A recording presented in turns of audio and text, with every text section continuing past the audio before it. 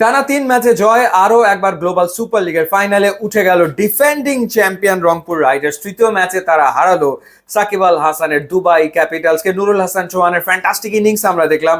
শুরুটা অবশ্য করেছিলেন সৌম্য সরকার। ইন্টারেস্টিং ব্যাপার হচ্ছে যে 36 রানের যে ইনিংসটা তিনি খেলেছেন সেখানে তিনি 4টা ছক্কা হাঁকিয়েছেন, কোনো চার নেই। এবং সৌম্য সরকার উইকেটটা কে নিয়েছেন? সাকিব আল হাসান নিয়েছেন। সাকিব আল হাসান 4 ওভার বল করেছেন, 4 ওভার বল করে মাত্র 16 রান খরচায় 1 উইকেট তিনি নিয়েছেন। নুরুল হাসান চৌহানের কথা বলছিলাম। ইনিংসের শেষ দিকে 18 বলে 34 রানে যে ইনিংসটা খেলেছেন নুরুল হাসান চৌহান, সেটা 188.88 স্ট্রাইক রেটে তিনি খেলেছেন। 3টা চার এবং 2টো ছক্কা হাঁকিয়েছেন।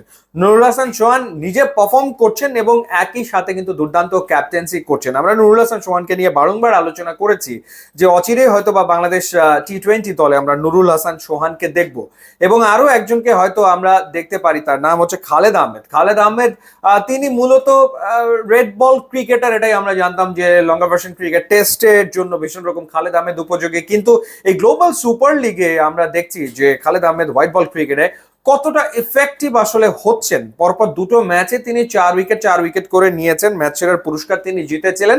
এবং এই ম্যাচটাতেও কিন্তু খালেদ আহমেদ 2টো উইকেট নিয়েছেন 3.2 ওভার বল করে 14 রান খরচায়। 4.20 হচ্ছে তার ইকোনমি রেট।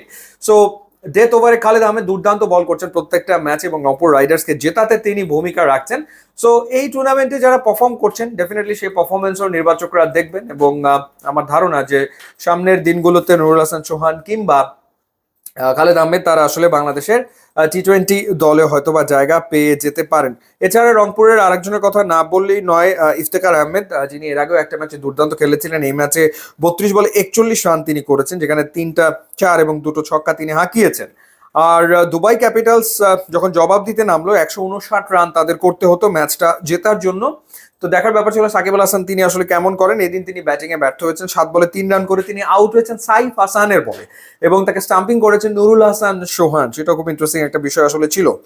শেষ দিকে গিয়ে খেলাটাকে আসলে জমিয়ে তুলেছিলেন কায়েস আহমেদ। 8 বলে 18 রান করে। তার আগে কিন্তু মনে হচ্ছিল যে ম্যাচ থেকে ছিটকে গেছে দুবাই ক্যাপিটাল। যখন 115 রানের মাথায় তারা 7 উইকেট হারিয়ে ফেলে তখন মনে হচ্ছিল যে সময়ের ব্যাপার, কিন্তু এই কায়েস আহমেদ 8 বলে 18 রান করে ম্যাচটাকে ক্লোজ করে ফেলেছিল। এবং ডমিনিক ড্র্যাক্স তিনি 16 বলে 22 রান করে শেষ মুহূর্তে ক্রিজে ছিলেন এবং শেষ ব্যাটসম্যান হিসেবে তিনি আসলে আউট হয়েছেন এবং তিনি 2টো ছক্কা হাঁকিয়েছেন। ডমিনিক ড্র্যাক্স 16 বলে 22 রান তিনি করেছেন। সো ওভারঅল আরো একবার টুর্নামেন্টের ফাইনালে রংপুর রাইডার্স, এটা ডেফিনেটলি বাংলাদেশের জন্য তো দারুণ নিউজ। একই দিনে বাংলাদেশ হারালো শ্রীলঙ্কাকে প্রথমবার টি-20 সিরিজে এবং একই দিনে বাংলাদেশের ফ্র্যাঞ্চাইজি একটা টিম তারা দ্বিতীয়বারের মতো গ্লোবাল সুপার লিগের ফাইনালে জায়গা করে নিয়েছে। এখনো তাদের একটা ম্যাচ আসলে বাকি রয়েছে। সো রংপুর রাইডার্সকে অভিনন্দন, অনেক অনেক শুভ কামনা। নিশ্চয়ই তারা দ্বিতীয়বারের মতো শিরোপা জিতবে সেই প্রত্যাশা। ইউটিউব ইনস্টাগ্রাম লিঙ্ক দেওয়া আছে, আপনারা যোগ দিলে খুবই খুশি হবো। And thanks for watching.